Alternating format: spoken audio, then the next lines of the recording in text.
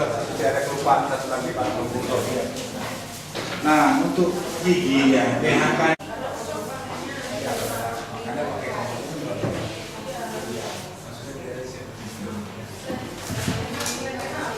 Assalamualaikum warahmatullahi wabarakatuh. Terima kasih untuk kesempatan yang diberikan kepada saya lagi hari ini. Kita lihat apa persamaan dokter dengan James Bond. Loh, ini penting. Persamaan adalah dokter dan James Bond sama-sama license, berizin. Tapi James Bond license to kill. Dokter license to cure. Itulah perbedaannya. Dan ini gambar ilustrasi aja, artinya he has shock from his healthcare case dokter. Artinya pasiennya shock. Terus si insurance itu bilang bahwa I don't think that's covered. Itulah insurance dan itulah dokter. Insurance adalah perusahaan, dia license to benefit, dan dokter itu license for unbenefit. Di sini yang ingin saya angkat adalah tentang shock, karena kita sering melihat pasien shock tapi kita tidak menyadari dan kita tidak mentata laksana yang baik. Di sini definisi dari shock adalah ini sudah shock itu sudah terdefinisi sejak tahun 72. Saya belum lahir. 9 tahun kemudian baru saya lahir. 72 orang sudah bisa mendefinisi shock, artinya delivery oksigen tidak sampai ke perifer, ke target organ, atau perfusi jaringan yang terganggu. Jadi kita bedakan kapan ini shock, kapan ini hipotensi. Ingat, kalau pasien itu ada pasien hipertensi dengan tensi 200-an, kita turunkan dalam waktu 1 jam pakai nicardipine, herbexer atau NBT-Acemab, langsung 140, dia shock juga namanya sudah. Lebih dari berapa puluh persen dia turun karena dia terganggu dari perfusi. Tapi kalau ada pasien tensinya 80/50 dan dia jalan kaki kontrol ke poliklinik dan dia bilang oke, dokter, I'm fine, you don't have to worry. Pasiennya yang di ICU B1 ya, pasien kita dokter itu saya cabut norepinefrinnya, nggak usah takut, tensi memang 80 tapi polusinya banyak. So, dia tidak punya bukti bahwa dia gangguan perfusi jaringan. Jangan takut, itulah hipotensi, inilah shock. Pasien CHF dengan ejeksi fraksi misalnya tinggal 24%, kita mengarepin tensi berapa? Udah tensinya tinggal 90, sama si Gusti dikasih captopril lagi, dikasih lisinopril, dikasih valsartan. Jangan takut, karena di sini tujuannya adalah anti remodeling jantung, anti terhadap aktivasi RAS, renin-angiotensin-aldosteron system. Yang penting perfusi masih bagus, dia tidak punya keluhan apapun, artinya terutama keluhan untuk near syncopal, pusing. Jadi di sini sudah jelas bahwa delivery yang terganggu itulah shock. Jadi bukan hipotensi. Bedakan dua hal tersebut karena itu menjadi berbeda penanganannya. Jauh. Terus di sini si Hinshaw dan Cox, Hinshaw dan Cox itu 2 orang peneliti dokter di, kalau nggak salah di Amerika, tahun 72 dia sudah bisa mengklasifikasikan shock, hypovolemic shock, cardiogenic shock, distributive shock, dan obstructive shock. Di sini yang saya lupa tulis adalah di buku Guyton. Insya Allah sejak zaman Pak Ketut Budiana mungkin sudah baca buku Guyton ya. Saya pun masih baca buku Guyton, mungkin dokter Dea sama dokter Ayu juga masih baca buku Guyton. Lihat di bab tentang regulasi tekanan darah. Di situ ada jelas tertera bahwa di sini adalah inti masalah kita adalah apa arti dari blood pressure. Blood pressure adalah, ada yang tahu nggak? Mungkin dokter Ayu atau dokter Dea baru lulus, dan ini konsep paling dasar. Ini kesalahan kita. Ini salah kita, ini fatal salahnya menurut saya. Blood pressure adalah cardiac output dikali SPR. Apa itu SPR? Systemic vascular resistance. Cardiac output kali SPR.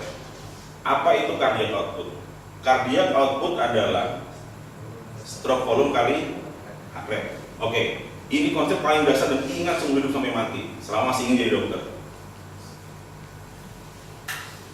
Jadi kalau pasien itu kita bagi juga 3, apakah ini volume problem, pump problem, atau rate problem.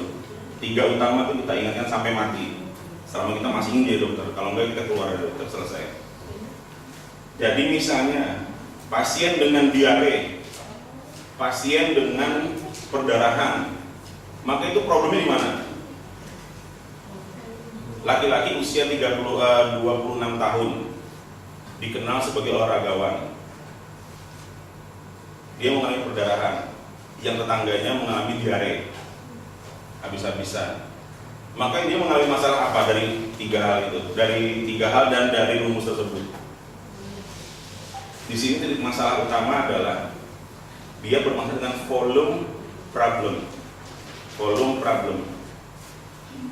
Di sini dia, kalau dia volume problem, maka cardiac output adalah stroke volume dikali heart rate. Kalau stroke volumenya menurun karena volume yang menurun, maka yang meningkat apa? Apa yang meningkat?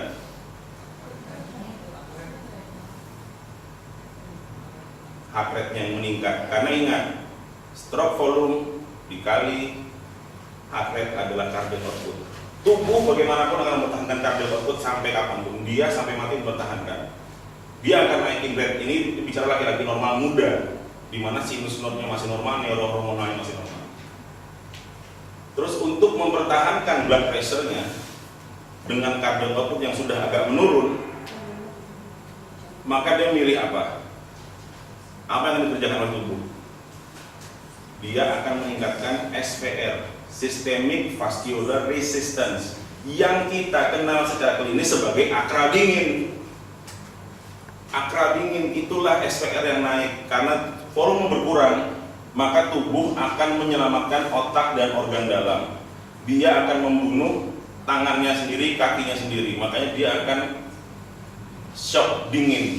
Makanya di bidang bedah itu ada yang namanya PASG ya, pneumatic anti shock garment, di mana dia seperti tensimeter berbentuk celana, ditekan kaki dan tangannya supaya darah tetap tersentral di otak dan di paru-paru untuk mempertahankan kehidupan. Perkara tangan nekrosis mungkin tuh katakanlah ya nomor 2 gitu, karena kita nyawa di sini mainannya.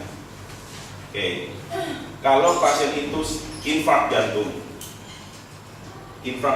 di sini terjadi nekrosis pada daerah jantung, maka tekanan darah juga akan turun. Melalui jalur mana dia turunnya? Melalui jalur pump problem, melalui jalur stroke volume. Dia akan menaikkan juga ke heart rate, dan dia juga akan menutupi perifer. Akranya pun akan dingin, ya. Itu prinsip dasar yang harus kita ingat-ingat.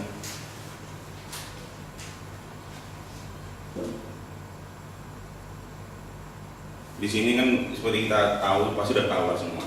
Untuk patofisiologinya, artinya sampai ada yang dysfunction and cell death, further destruction, itu karena tubuh dan kondisi anaerob dipaksa untuk bekerja karena perfusi yang kurang ke perifer.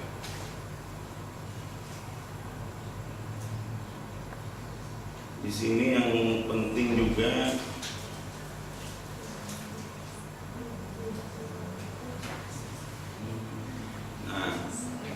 spesifik treatment untuk hypovolemic shock. Di sini kita perhatikan bahwa shock itu dibagi 4 kelas. Tergantung buku yang Anda baca. Ada yang bilang 0 sampai 4, ada yang 1 sampai 5, ada yang 1 sampai 4, terserah. Tapi semua itu intinya adalah sama. Bahwa pada pasien-pasien yang hipovolemik, dia akan menaikkan heart rate terlebih dahulu. Seperti prinsip yang saya bilang tadi.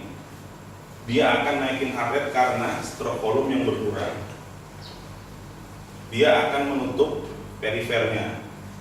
Sistem vascular resistance ditingkatkan. Di sini kita lihat kelas 1 itu adalah klinisnya. Untuk kelas 1 itu dia tidak berklinis, kadang-kadang tidak berklinis. Kalau kelas 2 dia hilang 15-30%, maka klinisnya hanyalah nadi yang cepat dan urin yang sedikit.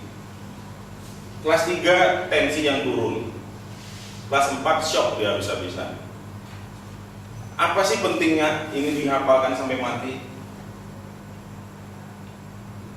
Dokter Puspa di UGD menemukan pasien diare tensinya 80/60, nadinya 120.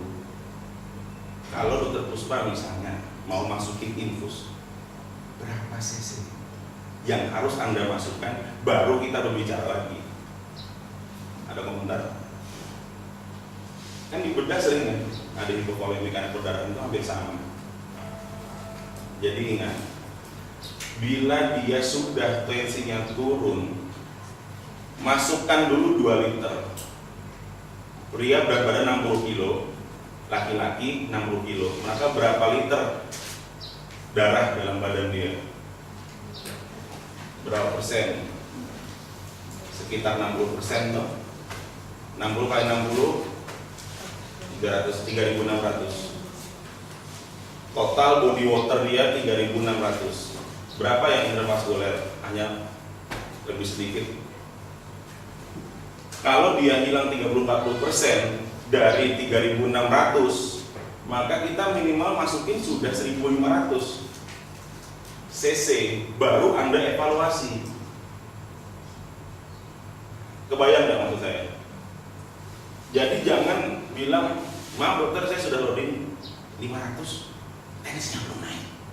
Gak usah lapor, masukin dulu. Dan di buku untuk ICU itu ada rule 1:3. Untuk kristaloid, bila kita masukkan itu yang akan intravaskuler, tersisa hanyalah 30% intravaskuler. Misalnya kita masukkan 1800 cc, maka yang betul-betul intravaskuler dia paling hanya 600 cc. Makanya ada kristaloid, ada kalau yang saya bagi tadi HES kan, hidroksietilstas itu dia bisa membantu kalau kepepet, meskipun penelitiannya masih simpang siur, tapi itu bisa membantu.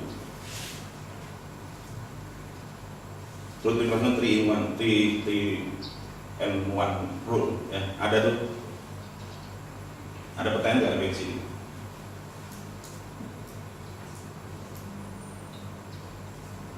Ya. Jadi bila dia sudah datang dengan shock, nadi tak teraba, tensi tidak terukur pastinya, maka kita berikan minimal 2 liter, baru kita berbicara.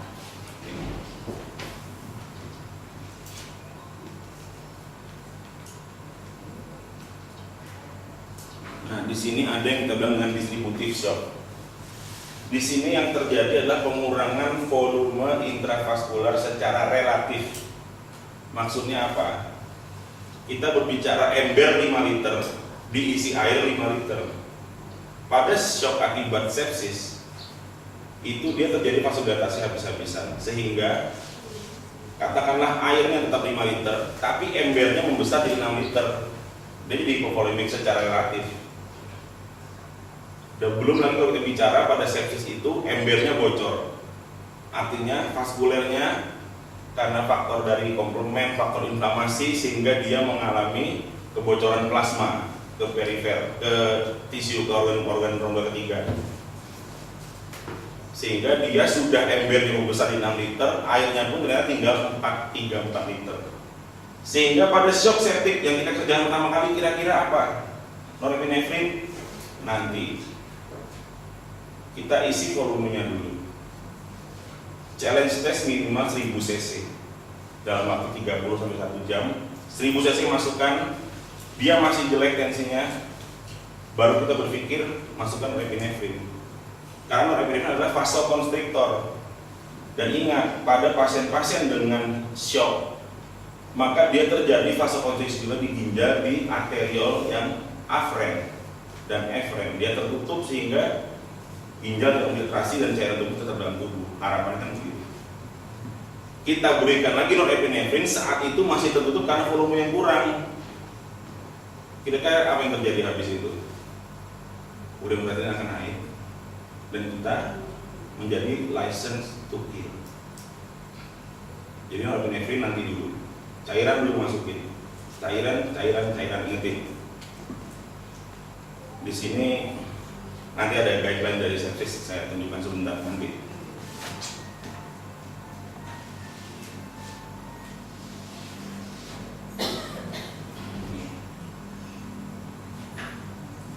Terus nanti di sini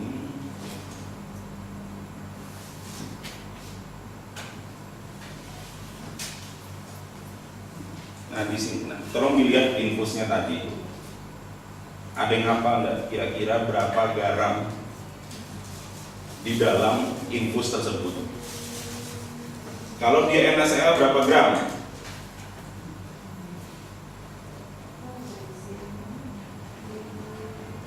NaCl 0,9% itu adalah gram per volume. Pengertian dari ini saya singgung ya karena ini sedikit cairan. Gram per volume. Kalau volumenya itu 500 cc dengan NaCl 0,9, artinya berapa gram? 4,5 gram garam dapur yang kita masukin intravenous. 4,5 gram. Kalau di RL 3 gram. Jadi kalau D5% berapa kalorinya?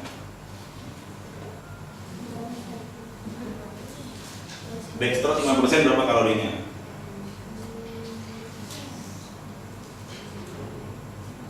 Berapa gram glukosa dalam situ? Dextrose 5%, artinya 5% gram per volume. Artinya dalam situ sekitar 25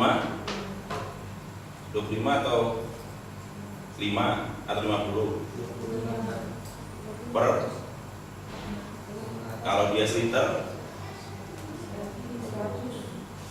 berarti berapa? 50 ya, kalau dia 1 liter. Gram per volume. NaCl sama, D5% sama, D5,5 NS sama, tinggal Anda kalikan berapa persen. D5,5 NS maka kira-kira NaCl berapa persen? 0,45. NaCl 0,9% ditambah dextrose 5% dalam volume yang sama, maka 0,45. Berapa persen dextrose-nya? Cuma 2,5%. Itu ada 5,5 NS seperti ini. Jadi kalau dia dextrose 5%, maka berapa kalori yang Anda masukkan satu hari? 1 gram glukos itu hampir 4 kalori, kilokalori. Jadi kalau Anda masukin cuma 50, cuma 1 liter D5, kalori dia hanya sekitar 200 kilokalori. Sementara menurut dari rumus Harris Benedict, berapa sih base energy expenditure manusia itu minimal sudah 1.200. Jadi Anda yang mengharapkan memberikan D5 untuk mengganti diet dia yang nggak bisa masuk. Terus kalau NaCl 0,9%, di sini kita perhatikan lagi gambar ini. Ini adalah gambar basic dari renin, angiotensin, aldosterone system. Pada pasien CHF, misalnya CHF, chronic heart failure, itu jantungnya tidak kuat memompa, sehingga ginjal akan meretensi garam dan air. Ya. Karena ingat di bukunya Guyton juga ada namanya mekanisme Frank Starling. Semakin teregang otot jantung, semakin kuat dia memompa. Harapan tubuh adalah dia menahan cairan dan garam, sehingga jantung lebih teregang dan lebih kuat memompa lagi. Itu harapan dari tubuh. Tapi jantung tidak kuat memompa, sehingga ada dua mekanisme teraktivasi dalam gagal jantung. Ini yang paling gampang, ini contoh yang paling keras gagal jantung. Apa yang terjadi? Satu, dia akan meningkatkan aktivasi renin, angiotensin, aldosterone system. Dua, dia akan meningkatkan simpatik tone dari saraf simpatis. Apa itu renin, angiotensin, aldosterone system? Ini adalah hal yang paling basic yang harus kita pahami. Di sini kita perhatikan, dari liver dia mengeluarkan angiotensinogen. Kemudian oleh renin,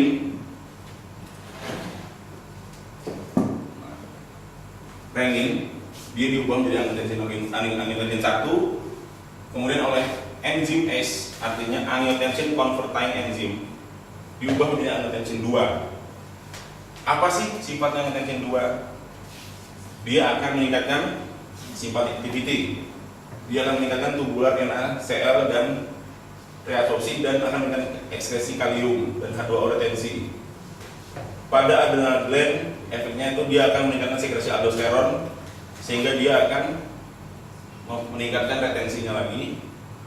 Dia timbul vasokonstriksi, dan dia akan mengeluarkan ADH, antidiuretik hormon, sehingga ujung-ujung dari respon ini adalah dia meretensi garam dan dia meretensi cairan. Harapannya tensi akan menjadi lebih tinggi, harapan dia. Ya. Apa pentingnya hal ini? Kita bisa pilih terapi. Kenapa pasien gagal jantung tetap diberikan ACE or ARB, angiotensin receptor blocker, bukan amodisalbasi? Kenapa? Kalau dia sudah bagus, usahakan dia pulang membawa beta blocker, karena simpatik tone aktivasi juga. Sementara sifatnya ini semua juga dia berpengaruh pada remodeling jantung, sehingga jantung semakin besar. Oke. Kalau teman-teman dokter sekalian nulis di statusnya diet rendah garam, berapa gram garam yang dia boleh masukkan? Ada yang tahu nggak? Diet rendah garam, kalau menurut petunjuk dari DAS, Dietary Approach to Stop Hypertension, itu maksimal hanya 2,4 gram NaCl per hari. Sekarang pasien Anda hipertensi, pasien Anda CHF, datang ke UGD menggeh-menggeh, ya, Anda tulis besar-besar diet rendah garam, ahli gizi awas kamu ngasih garam, tapi dokternya meresepkan infus NaCl 0,9%. Berapa gram yang masuk? 4,5 gram. Wow. Maaf, we kill our patient. Wah, ini masih udeng, tambah lagi prosemitnya, ini drip 15 mg per jam, drip. Masih udeng lagi, tambah 20 mg. Habis itu pasiennya, dokter maaf saya tuli, dokter mengingin telinga saya. Efek samping dari prosemit karena kelakuan kita yang pernah baca, lupa. Padahal ingat, hal-hal kecil itulah yang membuat sesuatu jadi sempurna. Ya. Kebayang nggak? Kalau kadar normal kalium dalam tubuh ada yang ingat nggak? Kadar normal natrium dalam tubuh ada yang ingat? 140, artinya 135 sampai 145, anggap 140 ya. Jadi si pria itu Mac per liter, mili ekuivalen per liter. Jadi laki-laki itu, si pasien dia memiliki, kalau dia berat 50 kilo, dia memiliki 700 Mac natrium dalam tubuh dia, ya kan? Terus kita berikan dia NaCl, kita tambahkan berapa Mac NaCl itu? Natriumnya 145 atau 154. Nah, 154. 154 ditambahkan 700. Berapa? 854. 854, dan kita harus mengembalikan dia ke dalam kadar 140. Maka berapa liter cairan yang harus ditahan oleh tubuh untuk mengembalikan kadar natrium normal? Dimana ingat pada pasien CHF aktifnya seperti orang gila, lingkaran setan. 154 dibagi 140 ya.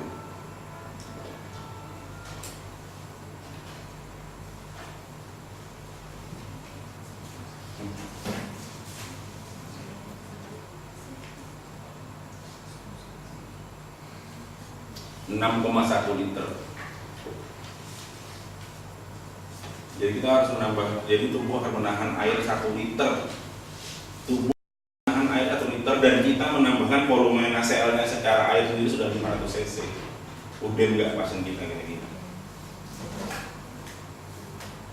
Maaf, soalnya saya sering lihat di UGD sampai ke bangsa atau ke ICU, pasien hipertensi 210/100 infusnya NaCl. Wow.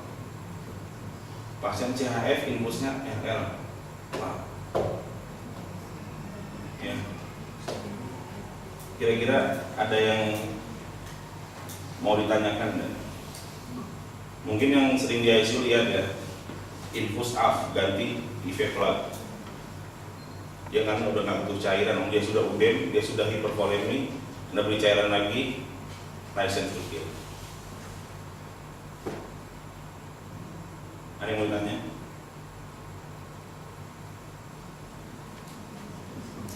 Kembali lagi ke rumus blood pressure, cardiac output kali SPR. Ya. Volumenya Anda tambah, maka setelah volume meningkat. Kalau pasien itu pasien normal muda seperti kita, tidak hipertensi, tidak diabetes, tidak apapun, kita berikan infus, jangan takut dia terkencing-kencing kok, nggak masalah, karena sistem dia ini masih teregulasi dengan baik. Tapi pasien-pasien CHF, hipertensi dan lainnya sudah hancur, jadi jangan pernah diberikan. Oke. Ada lagi? Terus ada yang jaga ICU, ada pasien yang diisolasi yang posistrektomi, kalau ingat itu gulanya rendah, tensinya pun rendah, dikasih cairan nggak respon, dikasih gulanya glukosa rendah, dikasih cairan tidak respons, diberikan norepinefrin tidak respons. Kira-kira masalahnya apa?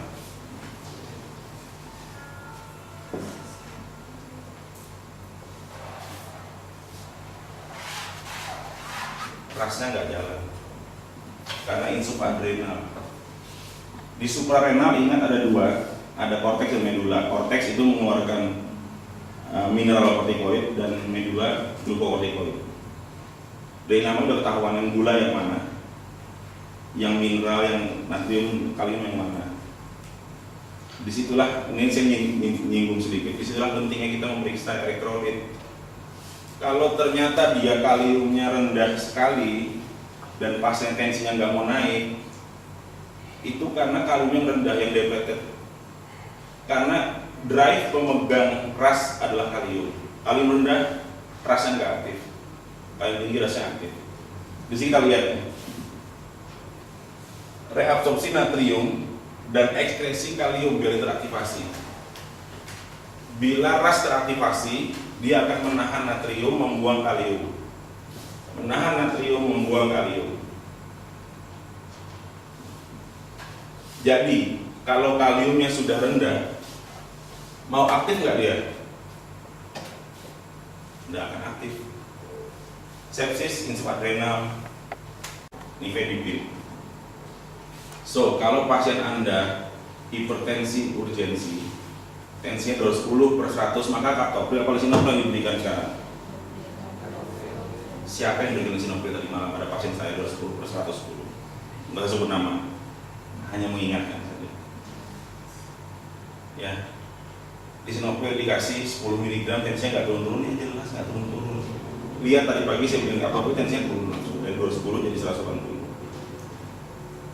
Jadi kaptopril itu bukan obat sampah. Ahli jantung dan ahli penyakit dalam lebih berani hidup tanpa lisinopil daripada dia berada di lokasi yang tanpa kaptopril. Karena kaptopril itu sudah murah, paling geblek itu obatnya, tapi kerjanya paling poten. Artinya gini ya, apalagi pasien-pasien dengan CHF yang kita mau aktitrasi pemberian ACE or ARB, maka berikanlah kaptopril. Sementara untuk aktitrasi, berikan kaptopril 3 kali 6,25, pagi 6,25. Lihat, kalau ternyata dia tensinya turun gara-gara kaptopril, maka pesta kita hanya 8 jam. Pesta untuk hipotensinya. Tapi kalau kita berikan lisinopil, valsartan, irbesartan, pesta kita 24 jam, dia dalam keadaan pusing-pusing kepala saya karena hipotensi.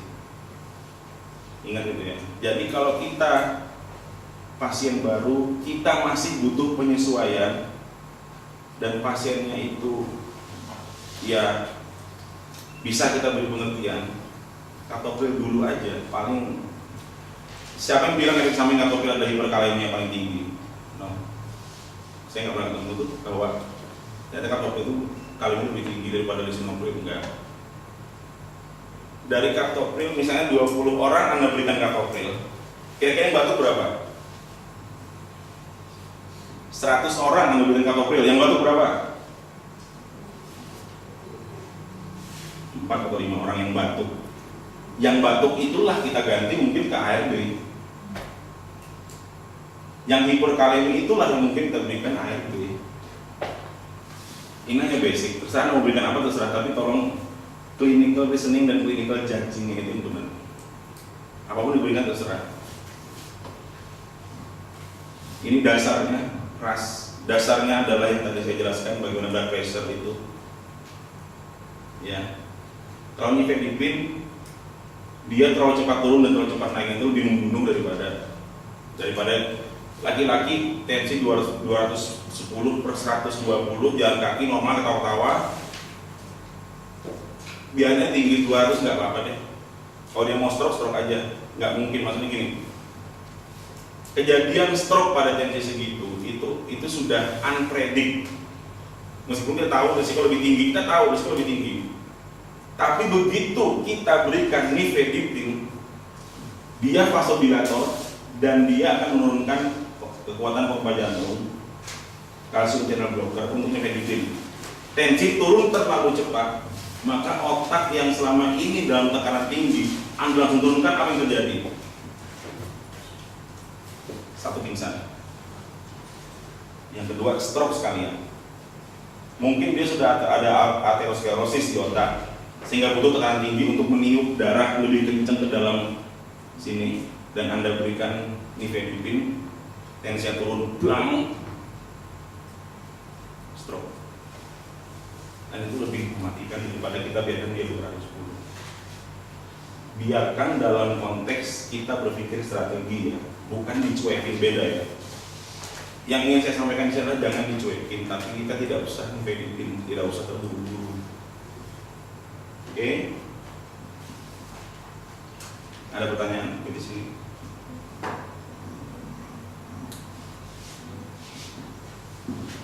Pak, itu kalau untuk menurunkan cepat kan pakai katopril, lebih cepat pakai katopril. Kalau kita mau turun babi buta itu nifedipin gitu Pak. Babi buta loh ya. Lebih aman kan? Tapi aman katopril. Terus sambungannya dengan apa? Kan onset durasinya cuma berapa jam? Katopril lagi 3 kali sehari. Misalnya kita pengen cepat, kan kita ingat ya, hipertensi yang krisis itu ada 2. 1 hipertensi urgensi, 2 hipertensi. Apa beda dari 2 hal itu? Dasarnya itu membedakan 2 itu apa? Kapan ini emergensi, kapan ini urgensi? Target organ damage. Kalau dia ada target organ damage, misalnya target organ damage apa? Stroke. Target organ damage lainnya apa? Ginjal yang terganggu, proteinuria tinggi, urin proteinnya meningkat karena tensi yang terlalu tinggi. Ya, itu dia turunkan dalam waktu hitungan jam. Pilihannya nikatipin, pilihannya diltiazem. Terus ada yang obat dulu itu yang 60 dalam 5 cc itu kata fresh, itu udah dilupakan. Lupakan aja itu, lupakan dari pikiran kita. Karena apa? Rebound fenomenanya more deadly. Reboundnya lupakan. Ada nitrat yang terpilih apa saat ini?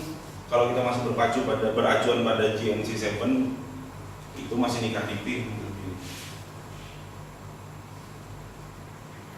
Itu hitungan jam. Tapi kalau dia hanya urgensi dan hanya 1 hari kita butuh untuk turun, kenapa tidak arbitrasi aja pakai katopril? Pagi ini katopril 25 mg tambah modipin. Lihat responnya. Kalau dia keturunan, siangnya katoprilnya 12,5. Tapi kita ragu-ragu, Katanya 3 kali 37,5 juga boleh, nggak ada yang marah.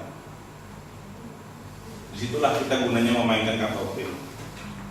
Maaf, Kapoprim harganya sangat murah sekali, sehingga saya tidak mungkin ada pesan sponsor dari Kapoprim. Please, jangan salah paham. Kapoprim merek apa sih ada sekarang di farmasi itu? Nggak ada. Berapa saya dibayar? 100 per butir aja masih mending. Ini kan nggak ada, jadi saya udah objektif aja gitu loh. Nah, setelah dia stabil dengan Kapoprim di Bangsal, pulangkan dia tenang-tenang saja. Tensinya 160 di Bangsal, mau pulang. Kontrol poli untuk kita up titrasi dengan obat yang lain. Boleh nggak tambah Amlodipin? Boleh, paginya.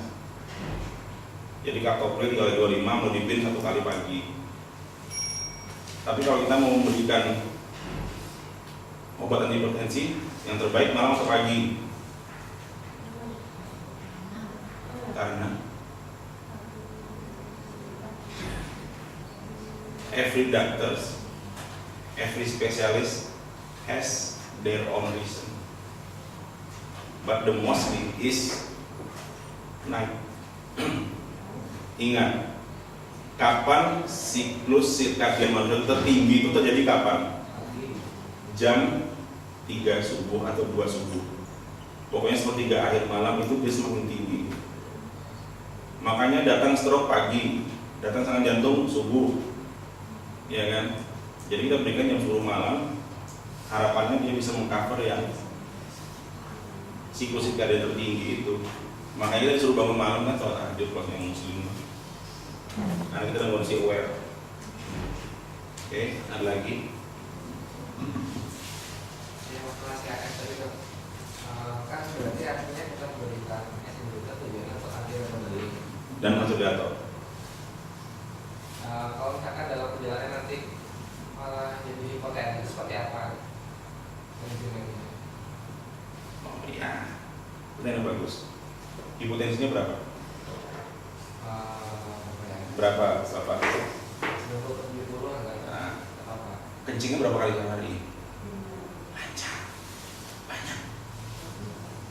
Biarin aja. Kan perfusi bagus sudah saya bilang. Kalau pusing, pusingnya apa dulu? Loh, ini nggak main-main loh. Ada banyak kita misdiagnosa di UGD. Dan pasiennya di Bangsal itu saya pijat, sembuh.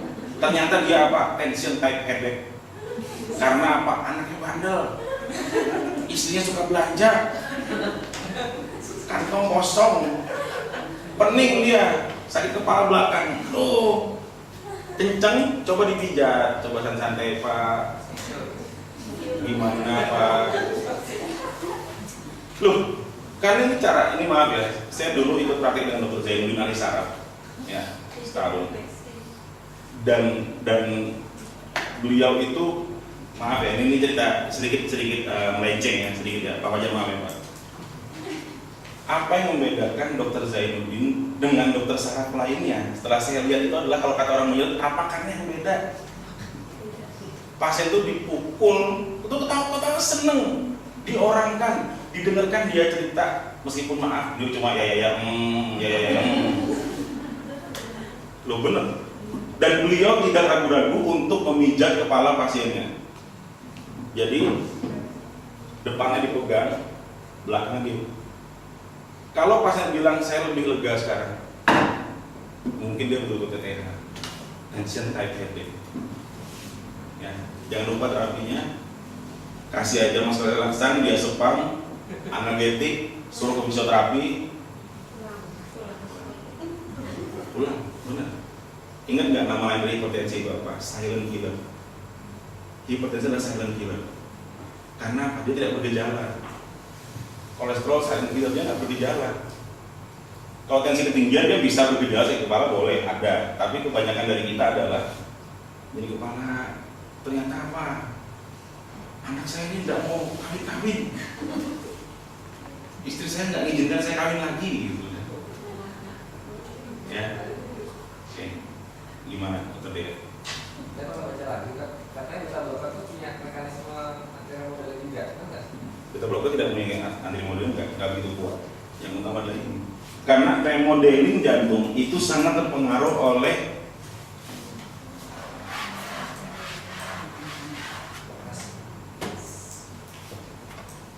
angiotensin 2 dan aldosteron. Makanya ingat ya, apa arti dari ARB? Angiotensin reseptor blocker. Apa arti dari S inhibitor? Angiotensin converting enzyme inhibitor. So, kalau S inhibitor dia kerjanya di sini. Dia mencegah S ini keluar bekerja. Jadi angiotensin 2 tidak menjadi angiotensin angiotensin 1 tidak menjadi angiotensin 2 karena nggak dikonversi. ARB angiotensin receptor blocker dia bekerja dia memblok reseptor di sini. Angiotensin ada yang angiotensin tipe 1 dan angiotensin tipe 2 reseptor AT1R dan AT2 kan. Dia bisa blocking di mana itu, tapi itu terlalu dalam. Tapi itulah ARB. Terus ada lagi yang baru saya lupa namanya. Dia mencegah di sini. Lupa saya umur 5 tahun. Saya aja baru lihat di Jogja. Tapi mana yang paling bekerja? Ternyata hasilnya sama. Artinya lihat fungsi terhadap proteinurianya, fungsi terhadap tensinya, tapi itu dalam ini. Artinya nggak cukup dibiasakan di sini. Nah, tapi yang jelas dasar-dasarnya di situ. Oke, ada lagi pertanyaan?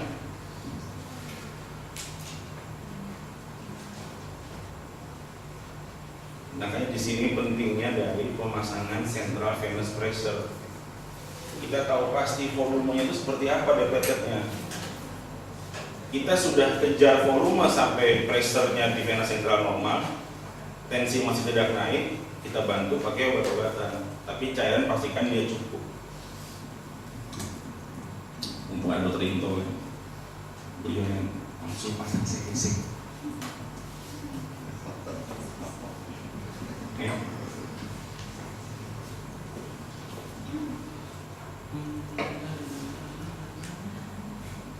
Ini sebentar.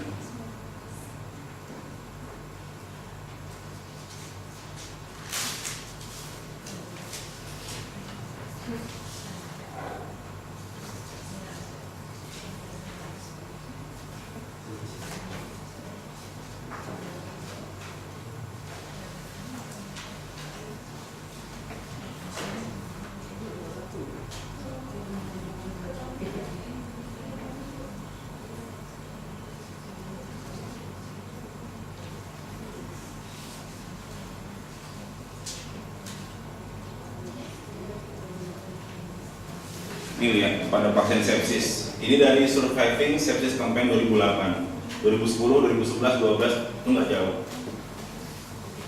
Initial resuscitation first 6 hours.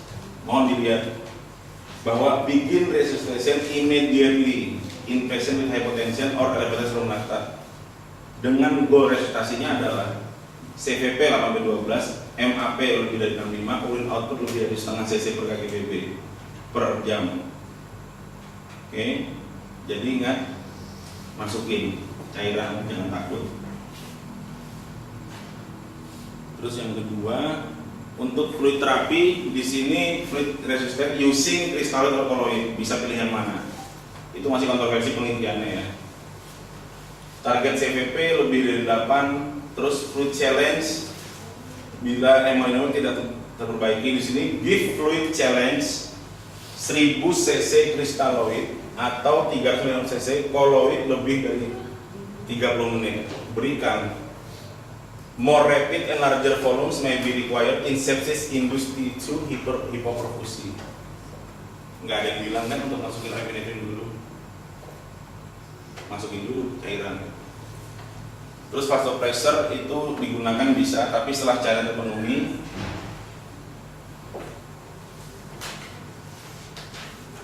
inotropik juga bisa kalau dia ada terbukti use dobutamin in patient with myocardial dysfunction. Myocardial dysfunction di sini kan bisa karena sepsisnya, inflamasi sepsis juga bisa. Jadi dobutamin boleh diberikan tanpa epinefrin nggak masalah. Oke? Dan lagi Tolong dihafal yang infus yang saya bawakan dari bawah tadi, hafal sampai mati. Kalau KN udah hafal, saya kurang lebih. Tapi kalau NaCl, D5, HES, terus RL nggak hafal, kurang ajar. Dan ingat, sekali lagi ya, kalau cuma hakim dan jaksa yang menanyakan masalah kita, kecil, pengacara banyak yang bisa dibayar mahal. Serius loh. Tapi kalau yang menanyakan itu Tuhan, suatu hari Tuhan akan menanyakan kepada kita, apa tanggung jawab Anda terhadap jas putih Anda? Apa tanggung jawab Anda terhadap apa yang sudah saya titipkan kepada Anda? Saya sudah titipkan ilmu dokter yang luhur, yang nomor 2 disebut setelah ilmu agama. Nomor 2 disebutkan setelah ilmu agama itu ilmu kedokteran. Tanggung jawab kita di mana? Kita nggak pernah baca yang nanya yang di atas dan tanggung jawab masing-masing. Pernah ada yang lihat nggak bagaimana sidang dalam sidang seorang dokter oleh para hakim, oleh para jaksa dan pengacara lawan itu, dan dia menanyakan kepada kita sesuatu yang dasar, sesuatu yang kredensial, sambil matanya melotot dan dia marah-marah sehingga kita akan gugup dan kita akan mengeluarkan ucapan apa yang kita hafalkan secara pasti. Berapa liter Anda berikan? 2 liter. Ya. Dan itu sangat mengerikan sekali. Dokter spesialis, guru besar sekalipun seperti anak-anak aja dikerjain di pengadilan. Dan jangan sampai terjadi gara-gara hal-hal kecil-kecil seperti ini. Saya sering juga menemukan pasien, ini berkali-kali saya bilang ya, periksa pasien itu yang benar sesuai gratis. Maaf, profesor sekalipun dia akan melewati pemeriksaan fisik standar dulu. Profesor sekalipun, meskipun dia maaf hanya dari menepuk punggung aja udah tahu nih infusinya setengah, tapi dia tetap harus menepuk punggungnya. Nggak mungkin ilmu dewa kayak kita diam-diam datang. Oh iya, ingat itu, kembalikan ke yang basic. Apa artinya kalau kita lihat film-film seperti filmnya Jason Statham itu ada yang mekanik apa spesialis itu kan, dia mengerjakan hal yang paling dasar dulu baru dia bisa menjadi advance. Nggak mungkin kita menjadi advance hanya datang dari langit. No. Tuhan maha baik, tapi kalau kita diam-diam aja, kalau kita rasul yang mungkin dapat dari langit wahyu ya, tapi selama kita masih manusia biasa kayaknya. Ada pertanyaan? Kalau dari itu TSR ya? Orang. Konsepnya Anda apa dulu Pak? Kan gitu. Urgensi 24 jam. Emergency jam-jaman. Drip IV. Iya kan? Eksekusi. Urgensi. Eksekusi emergency. Urgensi 1 hari. Nggak ada yang bilang dia aja. Oke. Ada lagi? Kalau QUID itu jadi misalnya hipertensi atau CHF, apa kita pasang apa penflon itu? Nggak usah pasang itu. Nggak usah pasang. Cairan asnet itu nggak usah. Tidak usah pasang. Asnet itu berapa kira-kira? Loh, ini serius, ini benar loh. Berapa minimal tetesan sehingga infus masih jalan dan tidak ada clotting di sini? Minimal 8 tetes. 8 tetes per menit 1 hari adalah 500 cc. 4,5 gram. Jadi lebih, maaf ini joke sedikit ya. Kalau kita mau matiin pasien, matikan dalam keadaan kenyang. Dengan kasih aja dia sop dengan rasa yang normal, tapi gak usah diinfus. Kalau dia mau mati, mati kenyang.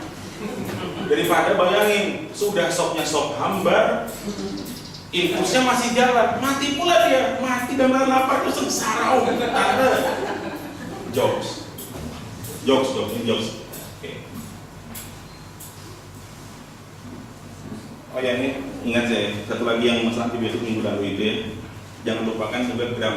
Jadi gini, kalau kita melihat infeksi SSSI. SSSI itu kan istilah sekarang, skin and skin structure infection. Ya, kalau SSSI, skin and skin structure infection, maka kira-kira kumannya apa?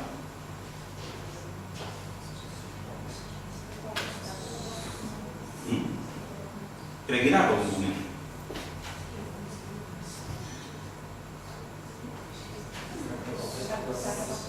Strep atau staph? Gram apa? Makanya berikan apa?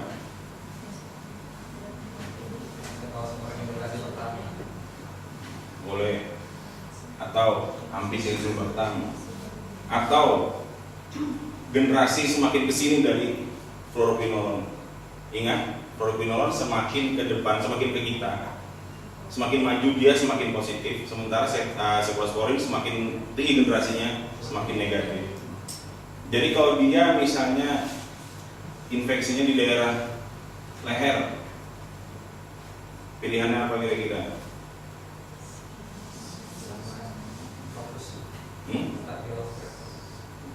Ya. Strep atau staph? Strep atau staph? Ingetin. Kalau di GI tract, pilihannya apa?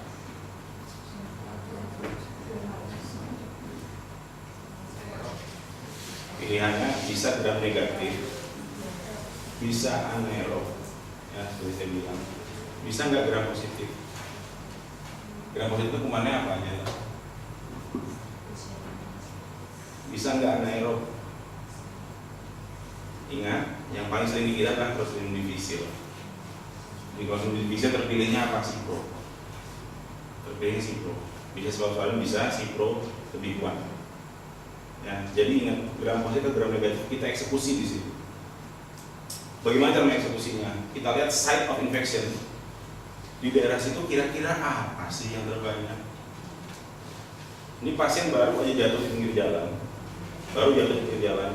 dengan luka yang dirty and contaminated.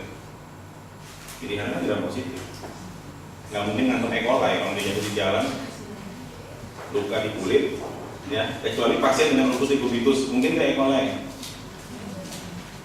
Hah? Ulcus decubitus mungkin E. coli. Enterobacter, karena apa? Dia dipasang pampers sampai kiamat oleh keluarganya, dan dia kencing dan defekasi dan BAK di dalam situ sehingga seperti adonan. Luka di sini bisa kan Enterobacter? Jangan lupa itu. Bisa nggak Klebsiella pneumoniae?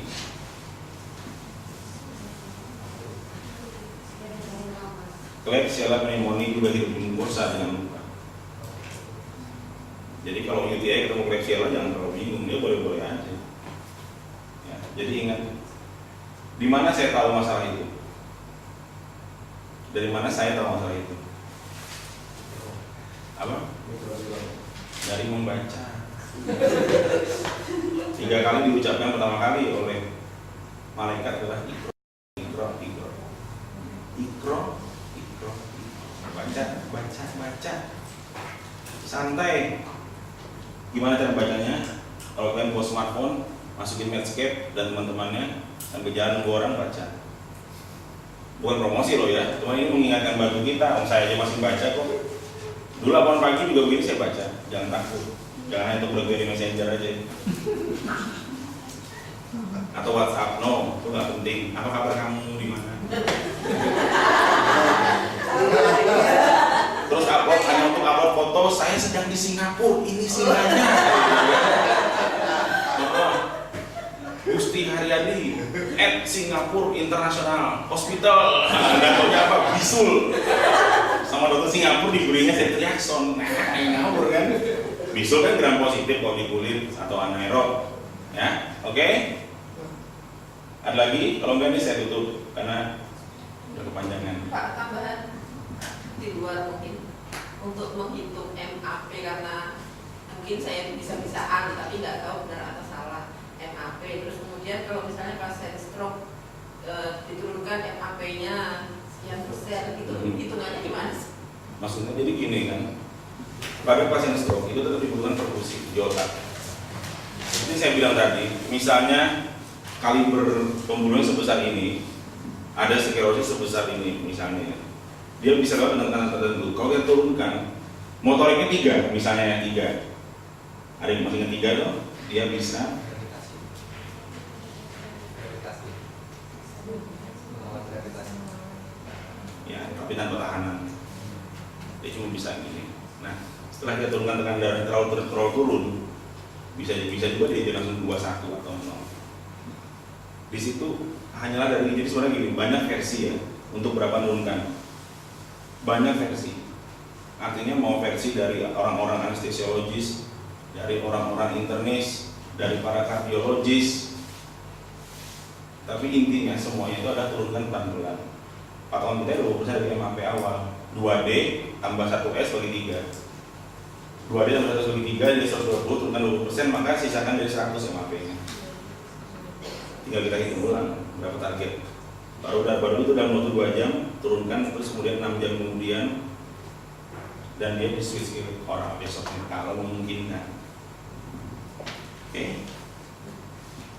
Kalau sumber hitungan itu penelitian besar banyak, artinya kalau turun 20, 30, 40, 50, 60 berapa persen sih anunya, survivalnya, outcome-nya lebih bagus mana kan gitu. Dari situ anunya, sumber besarnya. Ya. Jadi misalnya dari MAP 120 turun 20% kan